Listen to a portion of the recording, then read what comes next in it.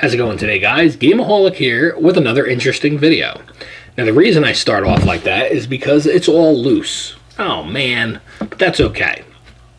Let's see what we added to the collection today.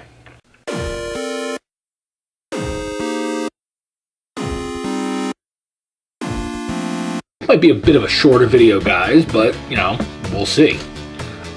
First up on the list is EA Sports MMA. So this is not like a UFC game, but it's not a wrestling game either.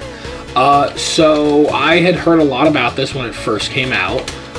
So for 50 cents, I'm not going to complain to add a game to try this in the collection. Next up on the list, Are You Smarter Than a Fifth Grader? Game On, I think it's called, for the Xbox 360. I know there's a lot of these Are You Smarter Than a Fifth Grader games. I don't know a lot about them. All I know is that they're obviously trivia games. But hey, for that price, I'm not going to complain.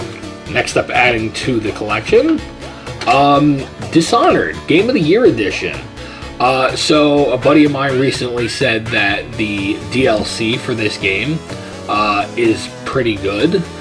So that is why I picked this version up, because I know this comes with all the DLC. It is the greatest hits version, but hey, for a buck, who's going to complain? Next up on the list, Homefront.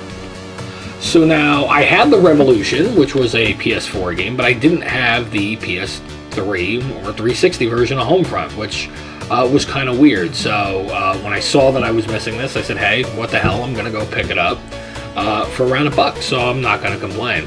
Next up on the list, for the Nintendo Wii, I heard a little bit about this, and that's Counterforce. So this is basically kind of like a spacey military type of game, to my knowledge. I think this is a third-person game, if I'm not mistaken. For $1, hey, I'm not gonna really. Also adding to the collection, I'm finally getting on the wind of catching up on all the Splinter Cell games. And that's Tom Clancy's Splinter Cell Conviction. So this is obviously the third-person Splinter Cell game. I don't need to really get into much detail. I'll let the footage speak for itself. But this is knocking another game off the list. So, and knocking yet another game off the list is also Splinter Cell Double Agent. This one, honestly, I know nothing about. So I'll let the footage speak for itself. But again, for $1 to add it to the collection, that's the main point of these videos, is to show you guys how much we can get these games for.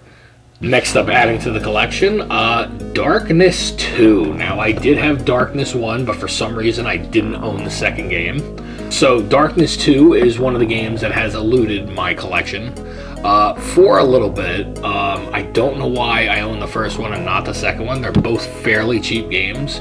But to add this one to the collection for around $5, I'm not going to complain.